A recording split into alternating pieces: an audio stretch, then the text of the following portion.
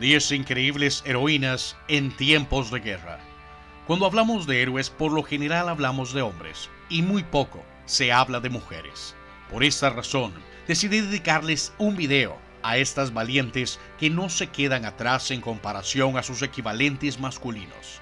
Sus historias son realmente admirables y me hacen sentir pequeño. Si no te has suscrito al canal, estás a un solo clic de hacerlo. Publico contenido todos los miércoles y domingos. Ahora, a lo que venimos. Número 10. Katia Budanova. Fue una aviadora de cazas de la Fuerza Aérea Soviética durante la Segunda Guerra Mundial. Fue una de las dos ases de la aviación femeninas junto con Lidia Lidviak. En septiembre de 1942 fue que realizó las acciones que harían famoso su nombre. Fue transferida al Regimiento de Cazas 437, lo que significa que fue enviada al combate aéreo de vital importancia en Stalingrado. El 6º Ejército alemán estaba en Stalingrado y el ejército soviético estaba preparando los ataques de tenazas que los atraparían e infligirían la derrota que inclinaría la guerra a favor de los aliados, por lo que el control soviético del aire era equivalente. Por su parte, Budanova se distinguió tanto que el 6 de octubre atacó a un grupo de 13 aviones alemanes y derribó su primer avión enemigo. El mes siguiente derribó 3 aviones enemigos, 2 combatientes y un bombardero, mientras que el ejército alemán intentaba suministrar al 6º ejército atrapado con los lanzamientos de aviones. Ella derribó otros 5 aviones, ayudando enormemente a estrangular la ruta de suministro. El 19 de julio de 1943 fue derribada en combate durante una pelea en solitario con 3 combatientes enemigos, derribando a uno con ella.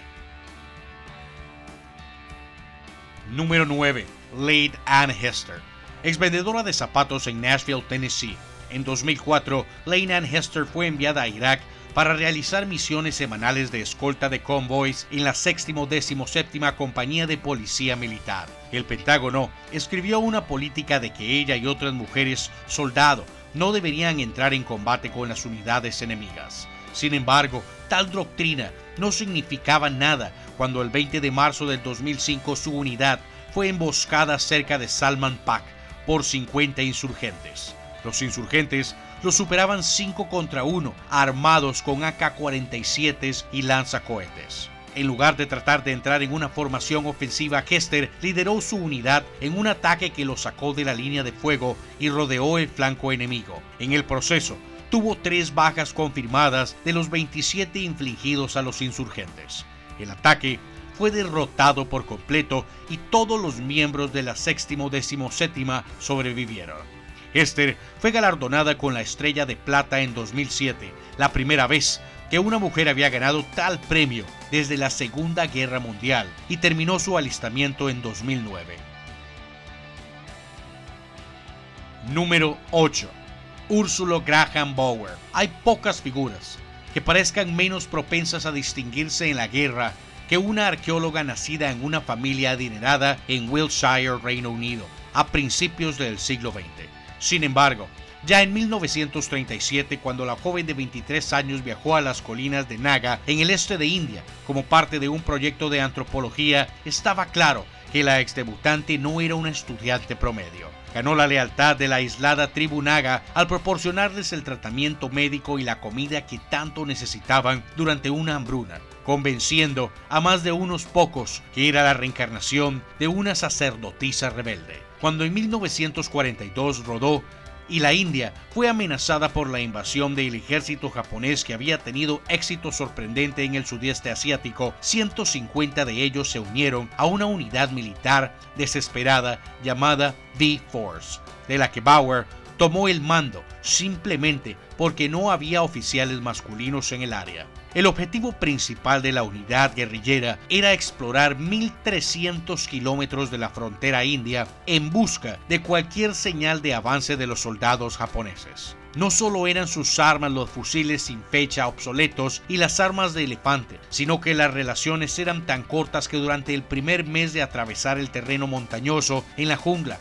Bauer perdió 35 libras antes de ajustarse a las condiciones. Durante 2 años esperaron antes de que apareciera el ejército japonés. El 28 de marzo de 1944, una columna de 50 soldados japoneses fue vista acercándose a un depósito ferroviario vital que abastecía a las fuerzas aliadas en la región. Un miembro capturado de los ojos de B-Force había sido extraído por los japoneses subyacentes a los peligros personales que enfrentaban. Bauer dirigió la unidad para interceptarlos, como informó la revista Time, y los aniquiló a todos. Número 7. Nancy Wake. A diferencia de Ursula Bauer, Nancy Wake nació en la pobreza. Originaria de Nueva Zelanda, utilizó su dinero de herencia para mudarse al Reino Unido cuando tenía 16 años. Después de estudiar periodismo, se mudó a París y en 1938 se casó con Henry Fioca, un rico industrial. En 1940, después de la caída de París, se unió a la resistencia francesa y casi de inmediato se convirtió en una espina al lado de la Gestapo. En 1943 había rescatado a cientos de pilotos aliados derribados a la seguridad en España y se ganó el apodo del ratón blanco. Pero ella no era una santa. En un momento, mató a un soldado alemán con sus propias manos para escapar de la captura y ordenó a un miembro de la resistencia que sospechaba que era una doble agente alemana que fuera terminada. En abril de 1944 fue abandonada en Auvernia y coordinó los ataques de 7.000 soldados en los bastiones alemanes. Hubo un momento en que tuvo que recorrer más de 320 kilómetros en aproximadamente 3 días para ponerse en contacto con el comando aliado para coordinar una caída de armas después de que se destruyera su red de comunicaciones inalámbricas. Después de la guerra, ella expresaría que lamentaba que en sus esfuerzos no pudiera haber terminado con más alemanes. No soy una persona muy amigable, fue su resumen. Era un sentimiento más comprensible cuando después de la guerra supo que la Gestapo había torturado a su marido hasta la muerte para encontrarla.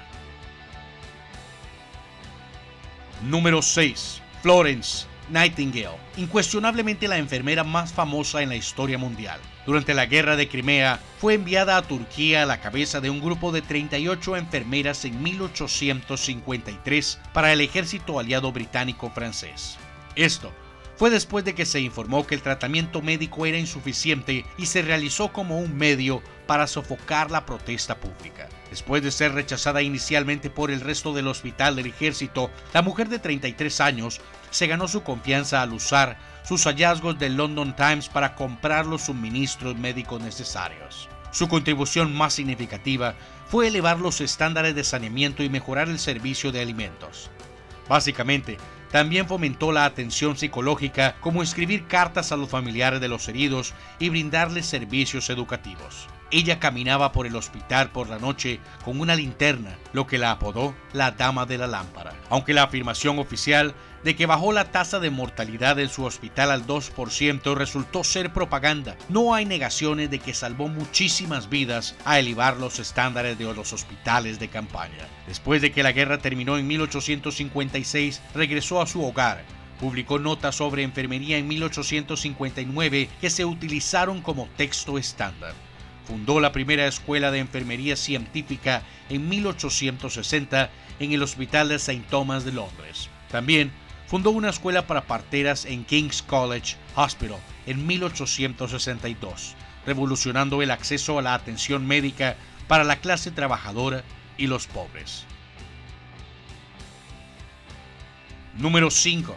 Ruby Bradley. Mientras Florence Nightingale salvó muchas vidas, Ruby Bradley lo hizo bajo circunstancias mucho más difíciles. Tuvo la desgracia de servir como administradora de un hospital en la isla de Luzón el 23 de diciembre de 1941, cuando tenía 37 años, colocándose directamente en el camino del ejército japonés durante la derrota más desastrosa de Estados Unidos de la Segunda Guerra Mundial. Después de 5 días de esconderse, fue capturada por un ejército que pronto se haría famoso por sus abusos contra los prisioneros de guerra. En lugar de someterse al cautiverio, ella se resistió de una manera sorprendentemente audaz, contrabandeando equipos médicos y medicinas invaluables del hospital del campo. Bradley comenzó un hospital improvisado propio. En 3 días estuvo realizando cirugías importantes y dando a luz a bebés mientras que tenía que recurrir a un colador de té para suministrar anestesia. Tuvo que continuar robando alimentos y medicinas para mantener el hospital en funcionamiento durante los próximos 3 años, tiempo durante el cual realizó más de 230 cirugías y dio a luz a 13 bebés. Los suministros fueron tan cortos que tuvo que compartir algunas de sus raciones de menos de media taza de arroz con los niños locales. El costo del trabajo médico y las privaciones del campamento fueron tan severos que para cuando fue liberada había pasado de 50 kilos a esqueléticos 39. Por todo eso, ella vivió hasta tener 94 años de edad. Número 4. Ludmila Pavlichenko, probablemente el único francotirador soviético que el estadounidense promedio podría nombrar hoy sería Vasily Zaitsev, de Enemy at the Gates. Durante la guerra era probable que fuera Ludmila Pavlichenko, conocida también como Lady Death. En 1942 fue enviada a Washington D.C. como parte de un esfuerzo de Joseph Stalin para aumentar el compromiso estadounidense de abrir un segundo frente en Europa y facilitar presión sobre el Ejército Rojo. Siendo la primera ciudadana soviética admitida en la Casa Blanca, impresionó tanto a Eleanor Roosevelt que la primera dama la acompañó en una gira por América. Aunque las preguntas iniciales eran de naturaleza casi cómica, sexista. Por ejemplo, ¿las mujeres rusas van a la batalla usando maquillaje? Con el tiempo se ganó al público estadounidense para que miles se unieran para escucharla hablar. Todo estaba bien merecido. En el primer año de la invasión, Pavlichenko, de 24 años, se negó a que la asignaran a trabajo como enfermera, ya que llevaba años entrenando con un rifle. Ella primero probó la muerte cuando tuvo que matar a 2 no combatientes rumanos para demostrar sus habilidades en la 25ª División de Fusileros. Su primera gran batalla fue cerca de Odessa, y aunque al principio se sintió invadida por miedo, la muerte de un amigo cercano la obligó a matar a 2 exploradores. Cuando la Wehrmacht empujó al Ejército Rojo de regreso a Sebastopol, rápidamente demostró que era tan capaz que se le asignó matar a francotiradores enemigos. Para cuando la sacaron del campo de batalla, había disparado a 36 de un total de 309 bajas enemigas. Con el tiempo, los alemanes se enteraron de ella y comenzaron a difundir propaganda pidiéndole que desertara. Nada de esto funcionó, aunque fue herida 4 veces. Número 3. Hermanas Trung. Milenia antes de que los ojos del mundo se volvieran hacia Vietnam, un par de hermanas llamadas Trung Trác y Trung Nhi se atrevieron a desafiar a la nación más poderosa de Asia. En el año 39 después de Cristo, el marido de Trung Trác fue asesinado por la dinastía Han bajo sospecha de que estaba participando en una misión para liberar a Vietnam de China. En respuesta, Trung Trác tomó el mando de su ejército y de otros jefes locales, y su hermana Nhi se unió a ellos durante el año siguiente. Conquistó 65 plazas fuertes de China, creando un estado vietnamita independiente. Duró 3 años, hasta que el ejército chino derrotó a su ejército en lo que ahora es Hanoi. Las hermanas se suicidaron ahogándose. Sin embargo, su legado de defenderse frente a probabilidades insuperables sobrevivió, de modo que siglos más tarde, cuando Vietnam logró una independencia más duradera, los edificios y las calles fueron nombrados en su honor. Número 2. Nadezhda Durova. Mientras que las mujeres que veían el combate en el Ejército Rojo eran bastante comunes durante la Segunda Guerra Mundial, era básicamente inaudito en la era napoleónica. Nadezhda Durova, nacida en 1783, abandonó su noble hogar siberiano para luchar en el ejército del zar, no por un mayor sentido del patriotismo ni por el feminismo, sino simplemente porque las expectativas sociales de ser mujer e inviernos siberianos eran intolerables. Uniéndose a un regimiento de cosacos que pasaba en 1807, demostró rápidamente la valentía que se convirtió en imprudencia, tanto que su comandante y su tío le escribieron al zar Alejandro para pedirle que la enviaran a casa, ya que su experiencia de combate seguramente la mataría. Cuando Alexander tuvo una audiencia con ella, ella le suplicó que le enviara de vuelta al frente. Ella participó en la resistencia a la infame invasión rusa de 1812, distinguiéndose particularmente en la batalla de Smolensk en 1813, a pesar de arriesgarse a la muerte de una manera que sus comandantes encontraron particularmente preocupante. Ella sobrevivió a la guerra y vivió para tener 86 años de edad.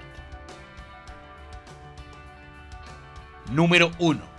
Lydia Liddiak. Incluso antes de que comenzara la Segunda Guerra Mundial, Liddiak era una niña prodigio. Comenzó a tomar clases de vuelo cuando tenía 14 años y para cuando tenía 19 años era instructora de vuelo y había entrenado a más de 45 pilotos. También fue en ese momento que Alemania invadió y, al igual que Katia Budanova, ella respondió a la llamada de la Marina Raskova y se unió a la Fuerza Aérea Roja. También, como Budanova, se le asignó pelear por Stalingrado en 1942. Allí superó a su amiga rival al ser la primera piloto femenina en derribar a un combatiente enemigo. Obtuvo 2 el 13 de septiembre. El evento más famoso de su carrera fue cuando derribó al as alemán Erwin Mayer, el mismo con 11 bajas. Mayer fue hecho prisionero y poco después se encontró con Liddiak en persona. Se negó a creer que la joven lo hubiera derribado hasta que ella detallara los pasos de la pelea de perros. En total, ella anotó entre 12 y 14 bajas en la batalla de Stalingrado. Estas fueron 10 increíbles heroínas en tiempos de guerra. Si te gustó el video, ayúdame con un like y compártelo con al menos un amigo. Si quieres salir en el próximo, envíame tu foto a mi página de Facebook, Pablo González. Buenos días, buenas tardes o buenas noches, donde quiera que estén. Como siempre, hasta la próxima y saludos aquí desde Costa Rica. Pura vida, mis hermanos.